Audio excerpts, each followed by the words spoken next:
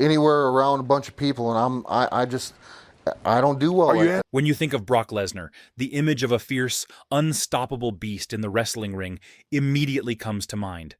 But beyond his powerful persona lies a millionaire lifestyle that few fans truly know about. Brock Lesnar isn't just a legendary athlete. He's a savvy individual who has built a fortune through wrestling, endorsements, and smart investments. In this video, we'll dive deep into the luxurious and private world of Brock Lesnar, exploring how he makes his money, how he spends it, and the lifestyle that supports the man behind the beast. Stay tuned. The man behind the monster. On the surface, many perceive Brock as a stoic, unapproachable figure, a man whose life revolves around training, fighting, and nothing else.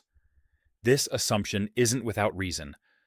Lesnar, known for his no-nonsense demeanor, rarely opens the curtain on his private world. During a rare interview in 2010, at the height of his hiatus from WWE, Lesnar described his life as just golden, but also very basic. "When I go home, I don't buy into any of the bull," he said plainly. "I train, sleep, family, fight. It's my life, and I like it that way." What's striking is his insistence on privacy. "I just don't put myself out there to the fans and prostitute my private life to everybody," he explained. "With the internet, cameras, and cell phones nowadays, I like being old school, living in the woods, living my life." That rugged, no-frills attitude reflects the man's roots. Brock Lesnar didn't grow up in luxury. He came from nothing, and he knows how quickly everything can slip away. This grounded mindset often surprises those who only know him as the larger-than-life beast. Humble beginnings, a dairy farm, childhood. Born in July 1977 in Webster, South Dakota, Brock Edward Lesnar's upbringing was as humble and tough as they come.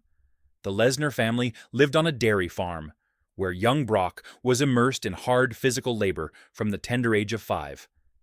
Days spent hauling hay, tending cows, and working the land forged his work ethic long before he ever set foot in a wrestling ring. School wasn't Brock's favorite place. He often skipped classes in favor of sports and manual labor, graduating elementary school dead, last in a class of 54. He fit the mold of the stereotypical early 2000s school bully, bigger, stronger, and rougher than most of his peers. He himself admitted in an interview years later, "I hate to say it, but ever since I was a kid, I've just been a bully. I just like getting my nose dirty. I never turned down a fight." Tough love parenting and wrestling beginnings. Despite the chaos, Brock's parents channeled his fiery spirit into something productive: amateur wrestling. They offered little sympathy for losses, but equally little celebration for victories. "My mom was pretty stiff, but it turned out to be the best thing for me," Brock wrote in the first chapter of his autobiography. "Crying was not acceptable if I lost. There was no big celebration if I won," he explained. "My mom would just say, 'Good job, Brock. Now let's get in the car and go home. You won. That's what you're supposed to do.' My dad was no different. If I won a trophy, he'd say, 'Good job.' If I lost, he told me to try harder and win next time." This tough love approach may seem cold-hearted to some, but it clearly instilled a relentless drive in Brock, a mindset where losing simply wasn't an option. High school stardom and early setbacks. By the time Brock reached Webster High School, he was years ahead of his peers in strength, speed, and endurance. He excelled in both football and wrestling, earning multiple titles and even placing third in the state wrestling championships his senior year. At 17, Brock briefly pursued a military career by joining the Army National Guard. However, his dreams of frontline combat were dashed due to red-green color blindness, which was deemed too dangerous for his intended work with explosives. Instead, he was relegated to office duties, a role that didn't suit his fighting spirit. After failing a computer typing test, Lesnar was discharged, moving on to physical labor at a local construction company, completing what could only be called side quests in his journey toward greatness. The turning point: college wrestling and pro wrestling dreams. At 20, Brock returned to school, enrolling at Bismarck State College. It was here, during his freshman year, that he first watched professional wrestling, a spark that ignited a new dream.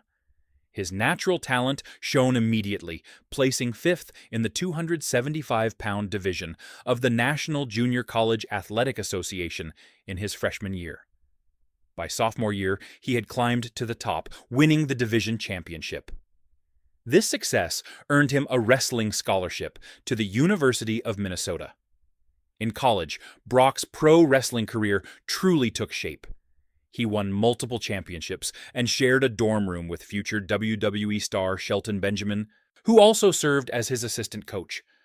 By the time he graduated, Brock Lesnar had claimed the prestigious 2000 NCAA Division I Heavyweight Wrestling Championship, an accolade that confirmed he was destined for greatness inside and outside the ring. From farm boy to wrestling legend, Brock Lesnar's story is one of resilience, raw talent, and relentless determination. From a rough childhood on a South Dakota dairy farm to the bright lights of WWE arenas worldwide, Lesnar's journey is anything but ordinary. Behind the brute strength and beastly persona lies a man shaped by tough love, hard work, and an unyielding desire to succeed. Next time you think of Brock Lesnar, remember, beneath the beast is a millionaire with a fascinating story of grit, humility, and the will to conquer. And that side of Brock Lesnar, that's a legend in itself.